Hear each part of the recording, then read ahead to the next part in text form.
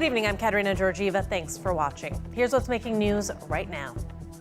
Should the city give up parts of a park in the name of housing? We will break down the details behind this idea. Plus, Donald Trump hammered on Detroit while in Detroit. Governor Whitmer had words for him in response, so we'll tell you what exactly went down in just a little bit. And checking in on folks after Hurricane Milton. That is coming up later in the program. The need for housing has one city councilor suggesting an idea that could raise a ruckus. He says parts of an East End city park should be sold for housing development. The councilor is framing it as a win-win, but is it? Dalton Chen has more. Kinsman Norman Road Park has a history that dates back to the 1950s. But that doesn't mean a chunk of it can't be converted to residential lots in the midst of a housing crisis, according to Ward 8 Councillor Gary Kaschak. I mean, there's always, not everybody's going to be on board probably with this, but there's 206 parks in Windsor. I think the city has done a really good job with parks. So I think to downsize a park a little bit, and you see this open area, even when the park was vibrant here before, this was an area that was really never used that much. Kaschak estimates his idea would result in a 20% reduction of Norman Road Park. He suggests that one end of the park could be divided into 6 lots, sold for development as single-family homes that are compatible with the neighborhood. He believes the resulting funds would lead to overall enhancement of the park and the neighborhood, not diminishment. If we were to sell at the high end, 6 at $250, that's $1.5 million. My parks and recreation people tell me we could put a walking track, a basketball court, a little bit of a soccer pitch in here for under $1 million. So how can we be creative here moving forward? We can make it a much better place for quality of life for people of Ward 8 and the rest of Windsor. But a University of Windsor faculty member who teaches urban design says the devil will be in the details. Dorian Moore feels the municipality should stay focused on selling larger vacant city-owned properties before sacrificing park space for low-density housing. The concern is the idea sets the wrong precedent. What happens with each of these decisions, if they aren't made correctly, is it's what I call death by 1,000 cuts. You say, oh, in this case, it won't be bad. In this one, it's okay. Then in the next thing you know, you've degraded the individual communities by a little bit each, but when you add it up into totality, the city loses. Kaschak says his idea is still in its very early stages. Nothing has been put before the city's development committee or been said at city council. Kaschak plans on holding a public input session before the end of the year. Dalton Chen, CBC News, Windsor. An arrest has been made in a break-in and vandalism case at the Windsor Islamic High School. The incident happened last week. The school surveillance camera shows 3 people inside, one armed with a baseball bat, another emptying a fire extinguisher. Windsor police say the damage was extensive, roughly totaling $13,000. The person arrested is 15 years old, and they've been charged with break and enter, wearing a disguise with intent, and mischief, along with other charges. Officers continue to look for 2 others, a teenage boy and a teenage girl between 16 and 18 years old. Earlier this week, Windsor police said there was nothing to indicate the incident was driven by hate. Lambton County OPP says a fire last night at Walpole Island First Nation is suspicious. EMS and firefighters responded to a structure fire there at around 8 p.m. One person was taken to hospital with serious injuries, and anyone with information on this incident is being urged to contact Lambton County OPP. Former President Donald Trump brought his re-election campaign steps away from Windsor today. Trump is in Detroit pitching voters. His speech hit on his proposed auto policy while tearing down the Democrats and the Motor City. The CBC's Chris Ensing reports. Both presidential candidates know how important Michigan is. Some political analysts say it's a must-win state. And the big focus, of course, is the auto industry. Former President Donald Trump, the Republican nominee, in the city of Detroit today. Your car industry is going out of business. It's going out of business. During his 2-hour speech, Trump said that he would renegotiate the free trade deal with Mexico and Canada, something that he landed in 2020 and bragged about. He also said he would impose higher tariffs on foreign-made vehicles. tax breaks for companies that set up factories to build vehicles in the United States, and that he would make interest on car loans something that is tax deductible. He also slammed the plan from the Democrats when it comes to auto policy. Kamala's EV mandate is one of the most demented regulations that's been conceived. I mean, we have a lot of them, but this is about as bad as it gets. It'll destroy U.S. auto manufacturing immediately. Vice President Kamala Harris, the nominee for the Democrats, says that they will continue the work that President Joe Biden has completed, which includes tax breaks for companies trying to build electric vehicles in the United States, which has spurred a hard push towards that type of vehicle in America. And she also says that she doesn't exactly agree with everything that's inside of the free trade agreement between North America. And in Flint last week, she took a moment to counter rumors that her administration would ban gas vehicles following a policy that Canada has put in place, which phases out new gas-powered vehicles by 2035. Here's what she said. And Michigan, let us be clear, contrary to what my opponent is suggesting, I will never tell you what kind of car you have to drive. Back in Detroit today, Trump said Harris would be bad for America and slammed the city he was standing in. I don't think anything that we're talking about today is high on our list. The whole country is going to be like, you want to know the truth? It'll be like Detroit. Our whole country will end up being like Detroit if she's your president. You're going to have a mess on your hands. Those remarks sparked outrage in Detroit, especially among Democrats. Governor Gretchen Whitmer saying that the city is a gritty city that's not afraid to get its hands dirty as it rebuilds, and saying that Trump should, quote, keep Detroit out of your mouth. Chris Hensing, CBC News, Windsor. Katerina Georgieva here with an update on Windsorites in Florida. We know that millions of people are without power after Hurricane Milton tore through the state. One of those people without power is Karen Kaminsky. This is her right here. She is from Windsor, but she spends half of the year as a snowbird living in Florida, in Sebring to be exact. I'm going to show you where that is. So this is it on Google Maps, and if we zoom out, you will see that it is in central Florida. Now, Kaminsky, she left her mobile home for a safer Airbnb property, and that is where she rode out the storm. Well, it was very nerve-wracking because it felt like I was sitting in a train a couple of times when I was in the chair. The house would kind of shake, the windows would rattle, the doors sounded like somebody was trying to get in the door. And and the noises. And I was afraid to look out the window. The sheriff's office suggested, stay away from the windows. So I didn't see all the flying debris until I came outside this morning. She's got no power, but she is stocked up on food, so she's good to stay put for a few more days as she takes in the aftermath of the neighborhood. Oh, yes, there's debris everywhere. The home across the street from us has a hole in the roof. There are a few trees went down. She says a tornado actually touched down near her mobile property, but she is relieved to learn today that her home is fine. Meanwhile, about 28 crew members from a number of utilities in our region, including Integris, ELK, and Essex Power, were sent down to help out Florida Power and Light with the wide power outages. They left yesterday, but while en route in Kentucky, they were called down. I spoke with Jim Hogan, president and CEO of Integris. No doubt our crews are disappointed that they're not getting the opportunity to go down and help those in need. But at the same time, maybe this is saying that it wasn't as bad in some of the areas. He hopes that's a positive sign for some of the residents in the aftermath of the storm.